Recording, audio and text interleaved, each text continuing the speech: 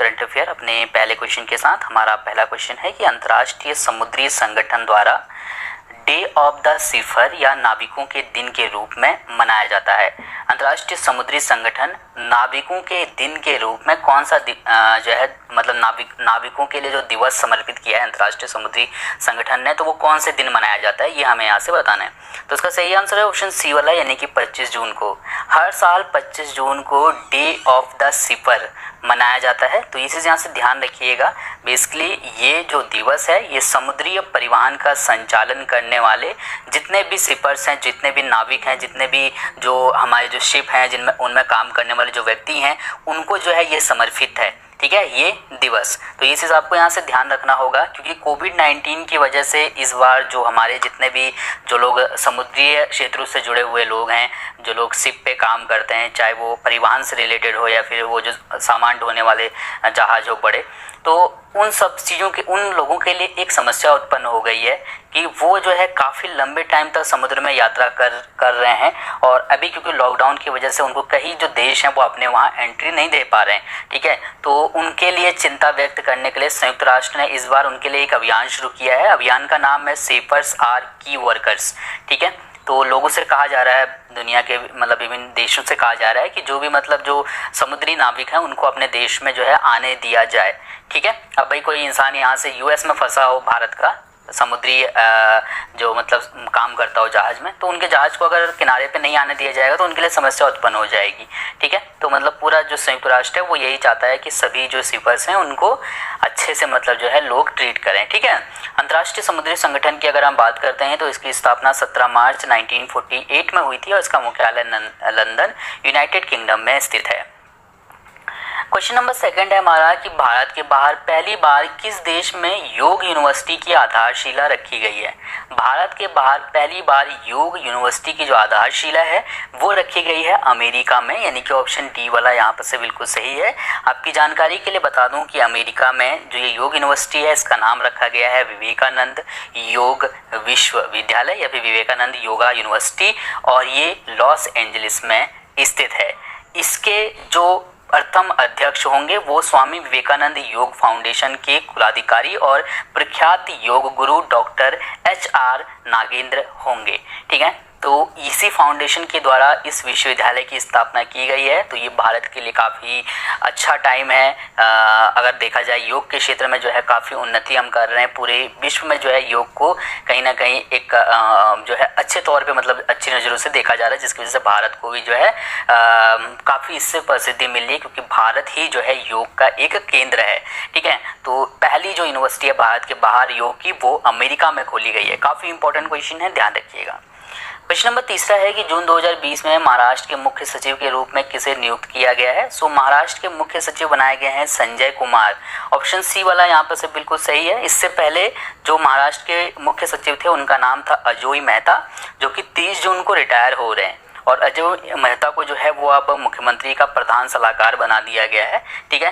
तो अजोय मेहता की जगह पर अब महाराष्ट्र के जो मुख्य सचिव होंगे वो होंगे संजय कुमार, और मुख्यमंत्री हैं जो उद्धव ठाकरे जी, उनके जो प्रधान सलाहकार होंगे उनका नाम होगा अजोय मेहता, जो कि इससे पहले मतलब वर्तमान में जो है मुख्य सचिव हैं, ठीक है। 30 जून को ये रिटायर हो जाएंगे। अगला क्वेश्चन है क्वेश्चन नंबर चौथा कि जून 2020 में उत्तर प्रदेश के किस एयरपोर्ट को केंद्र सरकार ने इंटरनेशनल एयरपोर्ट का दर्जा देने की मंजूरी दी है। तो इसका सही आंसर है ऑप्शन ई वाला, यानी कि कुशीनगर एयरपोर्ट। इसके बारे में मैंने डिटेल से नहीं लिखा है, क्योंकि ये मैं आपको पहले भी काफ़ी बार पढ़ा चुका हूँ, 2-3 बार। अखिलेश यादव की सरकार से ही जो है ये चीज़ पेंडिंग चल रही थी। उस वक्त पहली बार ये चीज़ सामने निकल के आई थी कि इंटरनेशनल एयरपोर्ट का दर्जा दिया जाएगा कुशीनगर एयरपोर्ट को। फिर बाद में कई चीज़ें इसमें परिवर्तन हुआ, काफ़ी डिले हुआ, और अब फाइनली केंद्र सरकार ने ये मंजूरी दे दी है कि जो कुशीनगर एयरपोर्ट है उसको इंटरनेशनल एयरपोर्ट का दर्जा दिया जाएगा। अब आपके मन में ये सवाल आ रहा होगा कि इंटरनेशनल एयरपोर्ट का दर्जा दिया जाएगा, इसका मतलब क्या है। तो मतलब ये है कि इंटरनेशनल एयरपोर्ट का दर्जा जब इसको मिल जाएगा तो ये जो एयरपोर्ट है यहाँ से इंटरनेशनल जो उड़ानें हैं वो भी भरी जा सकती हैं, यानी कि कुशीनगर से जो है बाहर देशों के लिए भी उड़ानें भरी जा सकती हैं, ठीक है। तो वही होता है इंटरनेशनल एयरपोर्ट। चलिए इसके बाद बात करते हैं क्वेश्चन नंबर 5वें की, जून 2020 में जोएल शुमाकर का निधन हो गया। वे प्रसिद्ध थे। जोएल शुमाकर प्रसिद्ध हॉलीवुड निदेशक थे और अभी रिसेंटली इनका निधन हो गया है। आपकी जानकारी के लिए बता दूं कि जोएल शुमाकर ने अपने फिल्मी करियर में falling down, the lost boy और बॉयल और बैटमैन तो काफ़ी फेमस मूवी है, 2 पिक्चरें आई थी इस सीरीज़ की, तो इन फिल्मों का जो है निर्देशन किया था इन्होंने और अभी रिसेंटली इनका निधन हो गया है, जोएल शुमाकर का। ठीक है, हॉलीवुड के फेमस निर्देशक। क्वेश्चन नंबर 6 है कि जून 2020 में केंद्रीय मंत्री जितेंद्र सिंह ने कहां पर देविका और पुनेजा ब्रिज का उद्घाटन किया है। देविका और पुनेजा ब्रिज का जो उद्घाटन है वो अभी रिसेंटली जम्मू कश्मीर में किया गया है, यानी कि ऑप्शन ए वाला यहाँ पर से बिल्कुल सही है। तो इसका जो उद्घाटन है वो केंद्रीय मंत्री श्री जितेंद्र सिंह जी ने किया है। यहाँ पर आपकी जानकारी के लिए बता दूं कि जो देविका पुल है, ठीक है, उसको जो है माफ़ करिएगा, हाँ ठीक है, देविका पुल को जो है उधमपुर में देविका नदी पर बनाया गया है। इस पुल की जो लंबाई है वो है 10 मीटर और इसको सीमा सड़क संगठन के द्वारा 15 महीने में तैयार किया गया है। जबकि डोडा जिले में जो पुनेजा पुल है, ये पुनेजा झरने पर बनाया गया है ये पुल, और इस पुल की जो लंबाई है वो है 50 मीटर और इसको बनाने में 36 महीने का समय लगा है। ठीक है, तो ये सभी चीज़ें आपको क्लियर होनी चाहिए, याद रखिएगा। और इसका जो उद्घाटन है वो केंद्रीय मंत्री जितेंद्र सिंह जी ने किया है, ये यहाँ से ध्यान रखिएगा। क्वेश्चन नंबर 7 है कि किस राज्य में छात्रों के लिए एक टू खेलो एक टू पढ़ो योजना शुरू की गई है। एक टू खेलो और एक टू पढ़ो, ये योजना किस राज्य में शुरू की गई है, हमें ये बताना है। मेरी कोशिश रहेगी कि जो जितनी भी योजनाएं हैं वो जल्द से जल्द जो है एक वीडियो में बना के, एक लंबी वीडियो बनेगी, उसमें हम लोग सभी राज्यों की योजनाओं को डिस्कस करेंगे, ठीक है, डिटेल में। तो जल्दी कोशिश करूंगा वो वीडियो में मैं अपलोड कर दूं। तो इसका सही आंसर ऑप्शन डी वाला है। फिलहाल में त्रिपुरा जो है इसका सही आंसर है। एक टू खेलो और एक टू पढ़ो जो योजना है वो त्रिपुरा में शुरू की गई है और इस योजना के तहत व्हाट्सएप और एसएमएस सेवाओं के माध्यम से छात्रों को पढ़ाई में व्यस्त रखने की कोशिश की जाएगी। ठीक है, जिस तरीके से आजकल विभिन्न स्कूल वाले नहीं दे रहे हैं होमवर्क बच्चों को व्हाट्सएप के माध्यम से और एसएमएस करके, ठीक है, तो उसी तरीके का ये ऐप है जिसमें कि आपको अलग अलग टास्क दिए जाएंगे और टास्क आपको कंप्लीट करके वापस जो है फॉरवर्ड करने होंगे। ठीक है, त्रिपुरा की राजधानी अगरतला है, मुख्यमंत्री विप्लव कुमार देव हैं और राज्यपाल हैं रमेश बैस। अगर मैं आपको त्रिपुरा ले चलूं तो मैप में मैं आपको दिखाता हूं कि त्रिपुरा जो है वो कौन कौन से राज्यों से लगा हुआ है, जो कि काफ़ी इंपॉर्टेंट हो गया। तो त्रिपुरा की अगर हम बात करते हैं तो त्रिपुरा जो है ये येलो कलर का आप देख रहे होंगे, ये असम की सीमा है। तो असम की सीमा जो है त्रिपुरा से लगती है। इसी तरीके से मिजोरम की सीमा भी त्रिपुरा से लगी हुई है। साथ ही साथ ये एक अंतर्राष्ट्रीय सीमा बनाता है बांग्लादेश के साथ, जो कि काफ़ी लंबी सीमा रेखा जो है त्रिपुरा बांग्लादेश के साथ साझा करता है। ठीक है, तो 2 राज्य और एक आपका देश जो है वो त्रिपुरा से लगा हुआ है। राजधानी कहाँ है त्रिपुरा की? अगरतला। क्वेश्चन नंबर 8वां है हमारा कि जून 2020 में किस देश ने एनटीपीसी के साथ 500 मेगावाट सोलर पार्क परियोजना के विकास के लिए समझौता किया है। तो इसका सही आंसर है ऑप्शन बी वाला, यानी कि माली गणराज्य। अभी रिसेंटली माली गणराज्य ने एनटीपीसी के साथ 500 मेगावाट सोलर पार्क परियोजना के लिए समझौता किया है।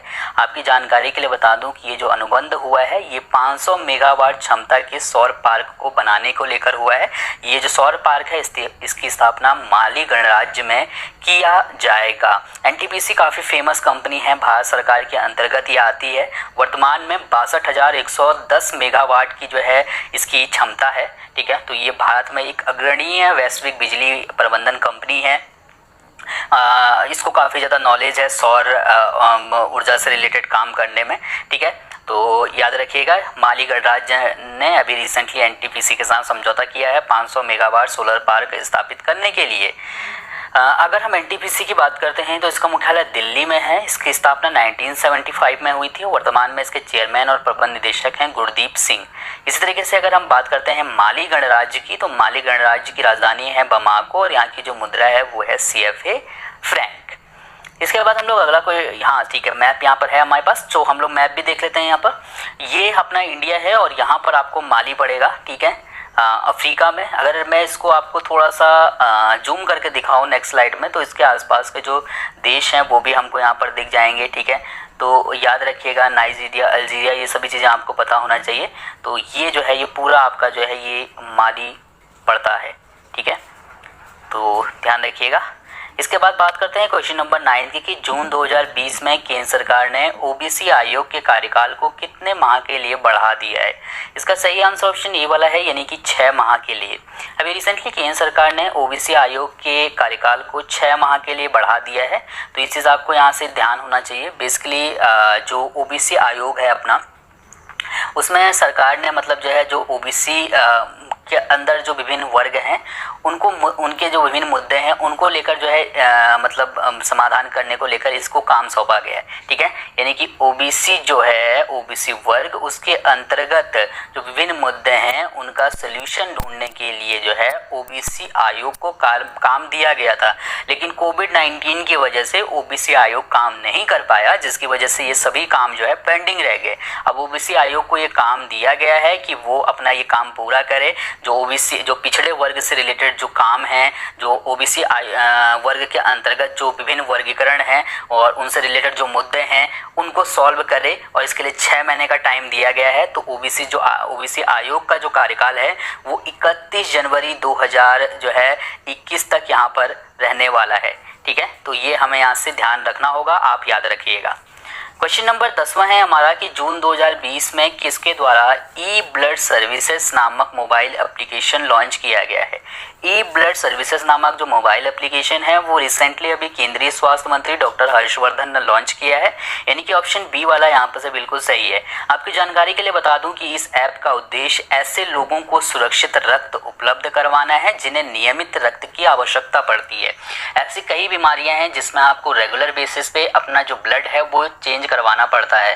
ठीक है, तो ऐसे लोगों को कोविड-19 की वजह से ज़्यादातर जो हॉस्पिटल हैं उनका सारा ध्यान कोविड-19 पे जो है केंद्रित है, जिसकी वजह से जो हमारे अन्य जो पेशेंट हैं उनके लिए काफ़ी समस्या बन रही है। तो इसी वजह से जो है ई ब्लड सर्विसेज नामक मोबाइल एप्लीकेशन लॉन्च किया गया है, लोगों को नियमित ब्लड मिल पाए। इसके अलावा लोग जो है ब्लड डोनेट भी कर सकते हैं इस ऐप की मदद से। ठीक है, उनको मतलब सभी जानकारी मिल जाएगी कहाँ पर जाके जो है वो डोनेट कर पाएंगे। इस ऐप को इंडियन रेड क्रॉस सोसाइटी की पहल के तहत लॉन्च किया गया है। इसके बाद क्वेश्चन नंबर 11वां है हमारा कि भारत ने पहली बार क्रिकेट विश्व कप कब जीता था। आज ही का दिन था जब भारत ने पहली बार क्रिकेट विश्व कप जीता था, और आज मतलब कि 25 जून, और जो सन था वो था 1983। ठीक है, तो भारत ने 1983 में पहली बार क्रिकेट विश्व कप जीता था लॉर्ड्स के क्रिकेट स्टेडियम में। किसकी कप्तानी में जीता था? तो ये जीता था कपिल देव जी की कप्तानी में। 37 साल पूरे हो चुके हैं जब हमने पहली बार क्रिकेट विश्व कप जीता था। ठीक है, क्वेश्चन नंबर 12वां है कि जून 2020 में किस सरकार ने कोरोना वायरस संक्रमण के बढ़ते मामलों के मद्देनजर हाउस टू हाउस स्क्रीनिंग करने का फैसला किया है। तो इसका जो सही आंसर है वो है ऑप्शन ए वाला, यानी कि दिल्ली सरकार। अभी रिसेंटली दिल्ली सरकार ने एक फैसला किया है जिसके तहत हाउस टू हाउस स्क्रीनिंग करने का जो है आदेश दिया गया है, यानी कि यहाँ पर दिल्ली में जो है काफ़ी ज़्यादा मरीज बढ़ चुके हैं कोरोना वायरस की, तो अब जो है लोगों के घर घर जाकर चेकअप किया जाएगा। ठीक है, और 6 जुलाई तक का लक्ष्य रखा गया है। 6 जुलाई तक जो है घर घर जाकर जो है स्क्रीनिंग करने की योजना बनाई है दिल्ली सरकार ने। सो ध्यान रखिएगा। अब बात करते हैं आपके लिए कल के प्रश्न की। इस प्रश्न का उत्तर आपको कमेंट करके बताना था। आप सभी से मेरी रिक्वेस्ट है कि अगर आपको ये वीडियो पसंद आई तो प्लीज़ इस वीडियो को लाइक जरूर करिएगा। आपके लिए कल का प्रश्न था कि किस शहर में आईसीयू बेड और वेंटिलेटर की जानकारी देने के लिए एयर वेंटी नामक ऐप लॉन्च किया गया है। आईसीयू बेड और वेंटिलेटर की जानकारी देने के लिए एयर वेंटी नामक जो ऐप है वो मुंबई में लॉन्च किया गया था, यानी कि ऑप्शन सी वाला।